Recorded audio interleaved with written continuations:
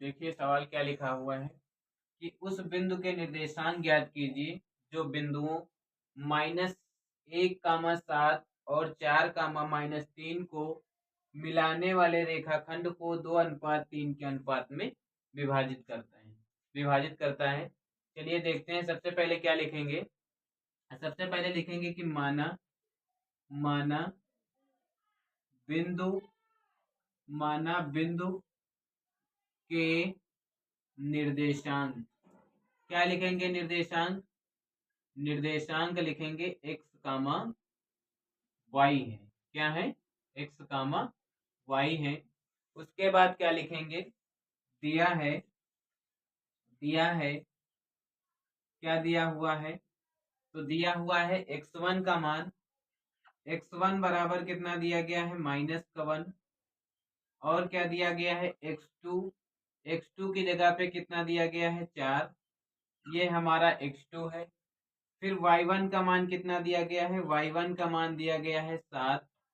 और y2 का मान कितना दिया गया है? y2 का मान दिया गया है -3। ये है y2 का मान। तो y2 बराबर -3 हो जाएगा। और क्या दिया हुआ है? और दिया हुआ है m1 का मान। तो m1 बराबर कितना दिया गया है? m1 बराबर 2 दिया गया है। और m2 बराबर कितना दिया गया है? m2 बराबर 3 दिया गया है। अब चलिए आगे सॉल्व करते हैं। लिखेंगे विभाजन सूत्र से। क्या लिखोगे? विभाजन सूत्र से। विभाजन सूत्र क्या है? तो विभाजन सूत्र होता है कि x, y बराबर, अगर हमको क्या दिया गया है? रेखा को अनुपात विभाजित है तो सूत्र क्या लगाएंगे m1 x2 plus m2 x1 बटे m1 प्लस m2। ये हमारा हो गया। x का निर्देशांक कामा लगाओगे। y के निर्देशांक क्या लिखोगे? लिखते हैं m1 y2 plus m2 y1 बटे में क्या लिखेंगे? बटे में लिखेंगे हम आगे कि m1 प्लस m2। अगर आप लोग चाहें तो x के निर्देशांक को अलग सॉल्व कर सकते हैं, y का निर्देशांक अलग सॉल्व कर सकते हैं। हम दोनों को क्या करते हैं? दोनों को एक ही में सॉल्व के ले रहे हैं। ठीक है, चलिए आगे बढ़ते हैं। यहाँ हम सबका क्या करते हैं? सबका मान रखते हैं। मान क्या दिया गया है कि x, y बराबर, यहाँ पे देखिए क्या दिया गया है? m1 का मान कितना दिया गया है? m1 का मान 2 दिया गया है गुणे x2 का मान कितना दिया गया है?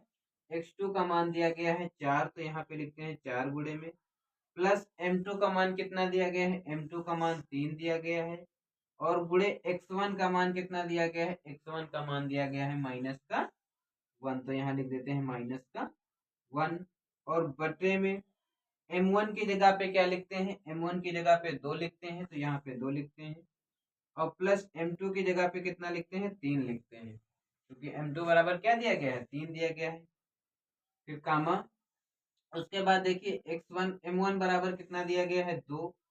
और गुणे में m1 बराबर 2 दिया गया है। और गुणे में y2 का मान कितना दिया गया है? y2 का मान दिया गया है -3। प्लस उसके बाद देखिए m2 बराबर कितना है? m2 बराबर 3 दिया गया है, तो 3 लिखिए। और y1 बराबर कितना दिया गया है? 7। तो y1 की जगह पे 7 लिखते हैं। और बटे में क्या लिखेंगे?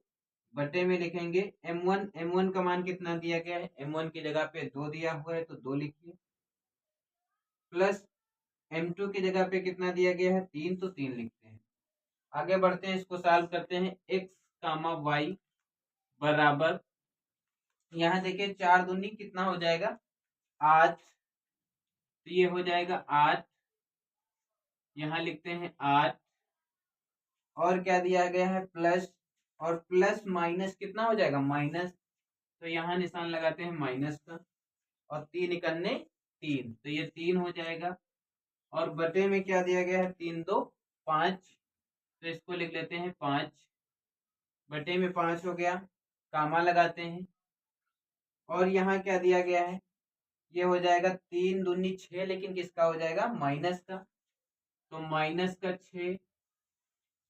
और ये क्या हो जाएगा, प्लस का 7 × 3 7 त्रिक 21।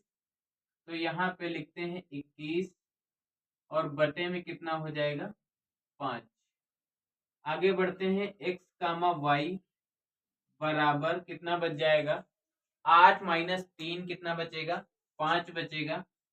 तो यहाँ पे लिखते हैं 5/5 कामा 21 - 6 कितना बचेगा, 15 बचेगा। तो यहाँ लिखते हैं 15/5। ये 5 से 5 कैंसिल हो जाएगा, 5 से 5 कैंसिल कर देते हैं। और क्या करते हैं, यहाँ 5 इकन्ने 5 1 आ जाएगा, ये 5/5 लिखा था। और यहाँ 5 इकन्ने 5 3 15 3 आ जाएगा। तो निर्देशांक क्या निकल के आएंगे, निर्देशांक निकल के आएंगे x, y बराबर कितना हो जाएगा, 1, 3 आ जाएगा।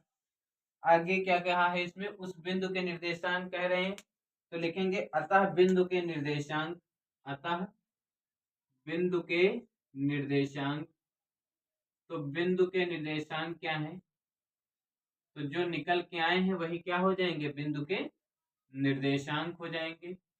तो बिंदु के निर्देशांक क्या निकल के आए हैं, बिंदु के निर्देशांक बराबर 1, 3, ये हो जाएंगे बिंदु के निर्देशांक।